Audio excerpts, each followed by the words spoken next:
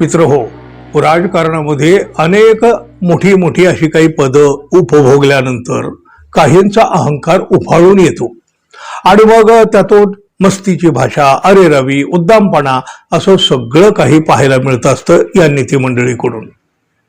म्हणायला ते आपले लोकप्रतिनिधी, पण खरं तर अशा वेळेला ते आपले मालक होत असतात. निवडणूक येते तेव्हा अशी मंडळी सुद्धा कमरेपासून वागताना दिसतात. दोन्ही हात जोडून वाकून नमस्कार करतात आणि मताचा जोगवा मागतात. मतदार कितीही रागावलेला असला किंवा तो चिडला असला तरी सुद्धा अपमान पचवत का होईना पण खोटं खोटं हसत हे उमेदवार मतदारापुढं विनम्र झालेले दिसतात.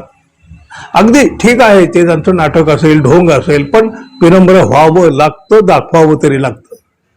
निवडणुकीवेळी मतदारापुढे मस्ती दाखवली तर हे मतदार आपल्याला कुठे नेऊन फेकतील याची जाणीव या उमेदवारांना असते. पण एकनाथ शिंदे गटाच्या उमेदवाराबाबत मात्र काहीसं वेगळं चित्र दिसून आलं. शिंदे गटाच्या एक महिला उमेदवाराची अत्यंत गलिच्छ भाषेतील एक ऑडिओ क्लिप व्हायरल झाली. त्यामुळं शिंदे गटाची बदनामी होतच आहे. आणि हे सगळं सुरू असताना शिंदे गटाच्या एका महिला उमेदवाराचा व्हिडिओ व्हायरल झाला आहे. आता ठाणे महापालिकेच्या निवडणुकीतील प्रचार आधीच तणावामध्ये होताना दिसतोय. ठाणे शहरातल्या प्रभाग क्रमांक 24 ज्यामध्ये कळवा भागातील विटावा, भोलानगर, आनंदनगर आणि गणपतीपाडा या परिसराचा समावेश आहे. या प्रभागातून शिंदे गटाच्या उमेदवार प्रियंका पाटील निवडणूक लढवत आहेत आणि त्या मागील निवडणुकीतही याच प्रभागातून निवडूनही आलेल्या होत्या या प्रियंका पाटील.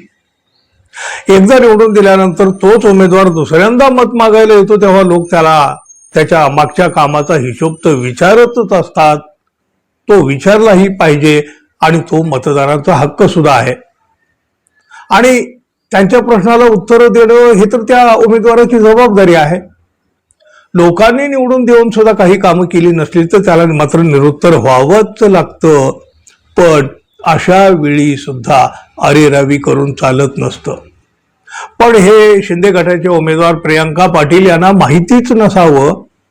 एकदा निवडून दिल्यानंतर दुसऱ्यांदा त्या जेव्हा मत मागण्यासाठी लोकांमध्ये गेल्या तेव्हा त्यांना नागरिकांनी मागच्या कामाचा हिशोब विचारला. मागच्या 5 वर्षात त्यांनी त्यांच्या प्रभागामध्ये कोणती विकास कामं केली आहेत ते सांगा असा प्रश्न मतदार नागरिकांनी केला. आपण केलेली कामं सांगण्याऐवजी त्या भलत्याच भडकल्या. अरे जा दुनियेला सांगा, नोटाला मतदान टाका, आम्ही आमच्या जीवावर निवडून येऊ, असं त्यांनी थेट मतदारांना सुनावलं. नागरिक महिलाही गप्प नाहीत बसल्या. आम्ही या परिसरातील नागरिक आहोत, आम्ही प्रश्न विचारणार आहोत असं त्यांनी म्हणाल्या.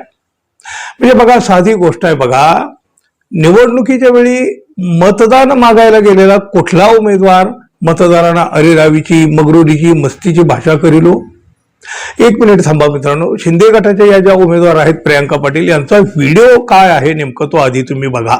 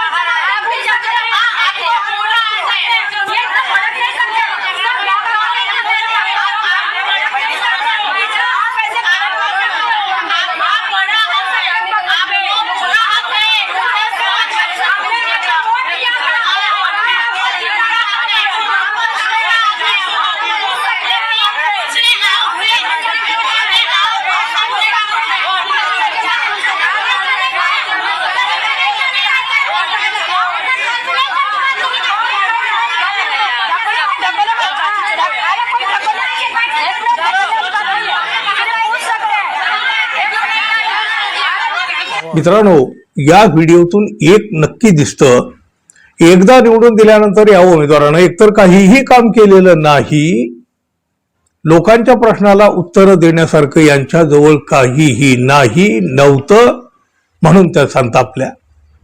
आणि दुसरं म्हणजे या पाटील कशाच्या जीवावर निवडून येऊ दाखवू म्हणतात.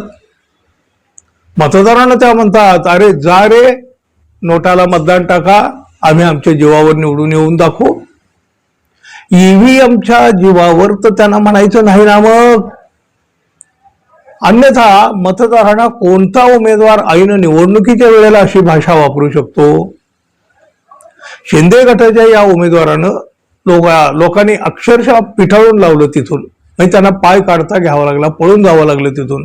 त्याचा व्हिडिओ देखील व्हायरल केला लोकांनी. त्यामुळं या पाटील मॅडम तर अडचणीत आल्याच आल्या, पण शिंदे गटालाही त्यांच्या प्रतिमेलाही जबरदस्त धक्का लागला. मतं घ्यायची, निवडून यायचं, लोकांची कामं करायची नाहीत आणि प्रश्न विचारला तर अरे रवी, मतदाराची काही किंमत उरली आहे की नाही यांना, की ईव्हीएमच्या जीवावर ही सगळी मगरुरी, मस्ती, अहंकार, अरे रवी हे सगळं सुरू आहे. मित्रांनो, अशा वेळी ही अरे रवी यांच्याकडे येते तरी कुठून हो? तुम्हाला काय वाटतं जरूर सांगा. धन्यवाद. पुन्हा भेटू. नमस्कार.